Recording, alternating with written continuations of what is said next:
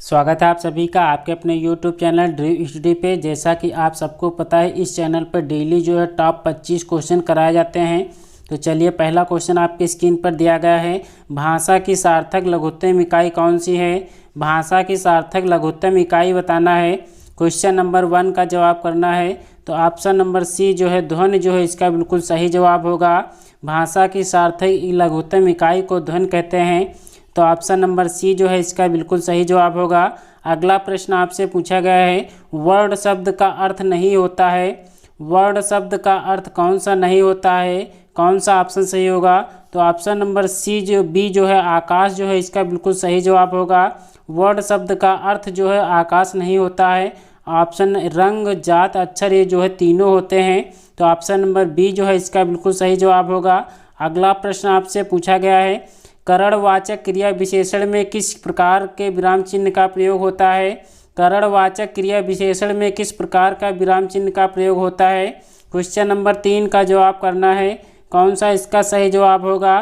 तो option number D जो है अर्ध विराम जो है इसका बिल्कुल सही जवाब होगा। अगला प्रश्न आपसे पूछा गया है, कौन सा इसका सही जवाब होगा? सभी लोग जल्दी से आंसर करेंगे। उपसर्ग और प्रत्यय दोनों ही शब्द नहीं बनाते हैं। उपसर्ग और प्रत्यय दोनों ही शब्द नहीं बनाते हैं। कौन सा इसका सही जवाब होगा? क्वेश्चन नंबर 4 का जवाब करना है। सभी लोग जल्दी से आंसर करेंगे। तो ऑप्शन नंबर सी जो है अव्यय जो है इसका बिल्कुल सही जवाब होगा। क्वेश्चन नंबर 4 का जो ऑप्शन नंबर सी जो है इसका बिल्कुल सही जवाब होगा। अगला प्रश्न आपसे पूछा गया है, कृदंत प्रत्यय किन शब्दों के साथ जुड़ते हैं?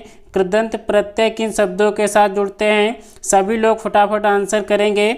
आज कितना स्कोर बनना है आप सभी लोग काउंट करते जाना। टॉप 25 क्वेश्चन में से कितने सही हुए हैं आप सभी के?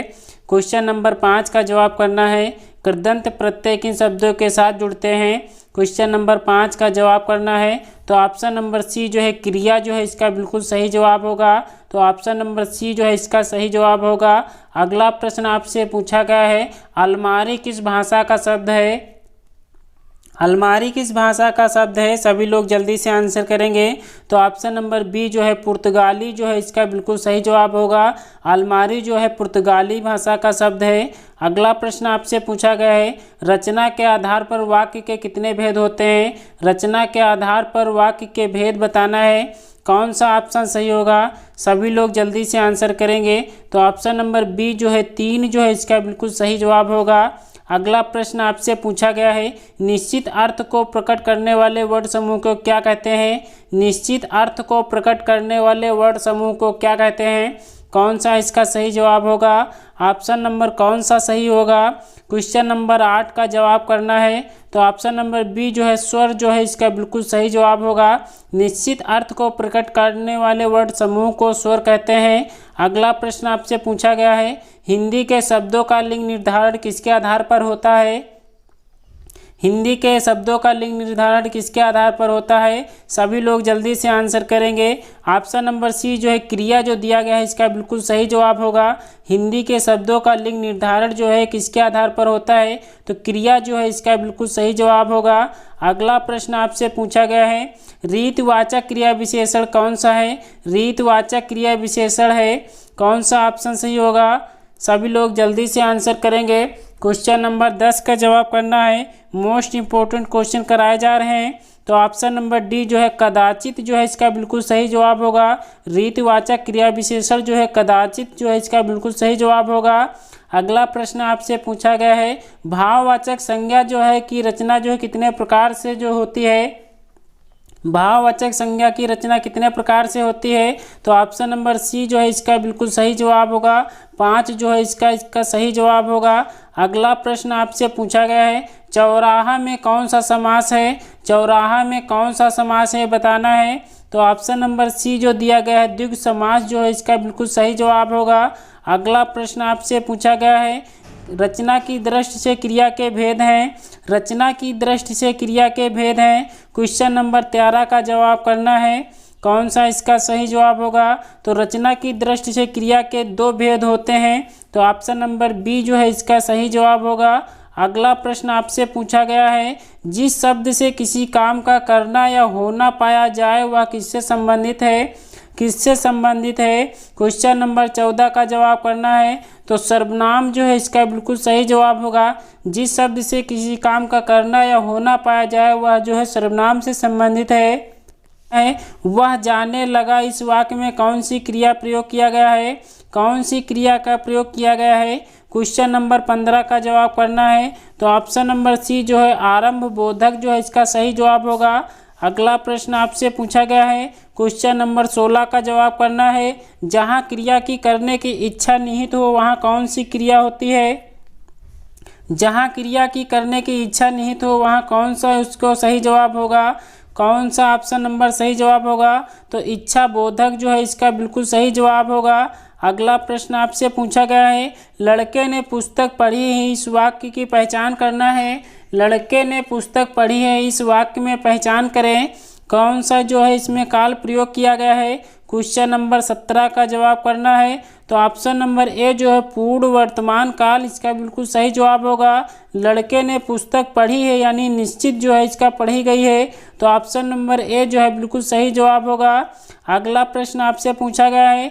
निम्नलिखित में से एक शब्द जो है अनेकार्थी शब्द नहीं है। कौन सा शब्द जो है अनेकार्थी शब्द नहीं है। तो पुस्तक जो है इसका बिल्कुल सही जवाब होगा। ऑप्शन नंबर डी जो है इसका सही जवाब होगा। अगला प्रश्न आपसे पूछा गया है। संकीर्ण का विलोम शब्द कौन सा सही होगा। संकीर्ण का विलोम शब्द बताना है। तो ऑप्शन नंबर डी जो है विस्तीर्ण जो है इसका बिल्कुल सही जवाब होगा। अगला प्रश्न आपसे पूछा गया है। स्थावर का विलोम शब्द क्या होगा। स्थावर का विलोम शब्द क्या होगा। तो जंगम जो है इसका बिल्कुल सही जवाब होगा। तो ऑप्शन नंबर डी जो है इसका सही जवाब होगा। अगला प्रश्न आपसे पूछा गया है। निम्नलिखित विकल्पों में से बगीचा का पर्यायवाची शब्द बताना है।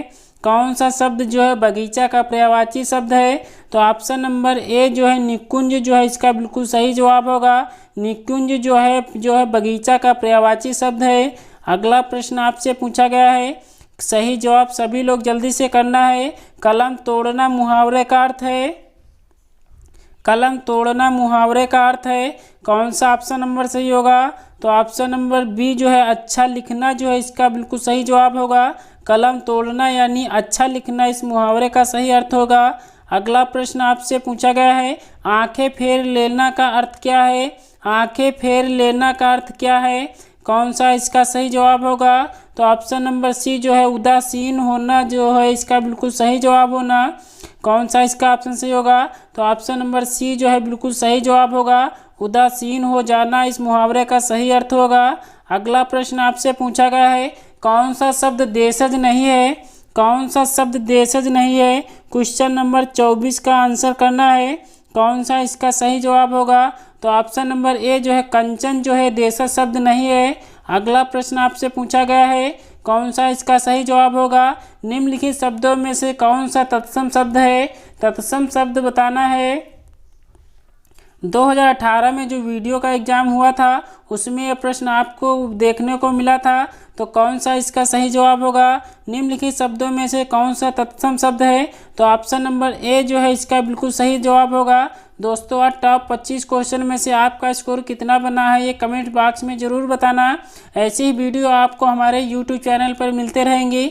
तो आप अगर हमारे चैनल पर नए हैं तो चैनल को सब्सक्राइब जरूर करिएगा और बेल आइकन को प्रेस करना ना भूलें ताकि आने वाली हर वीडियो आप तक सबसे पहले नोटिफिकेशन पहुँचे।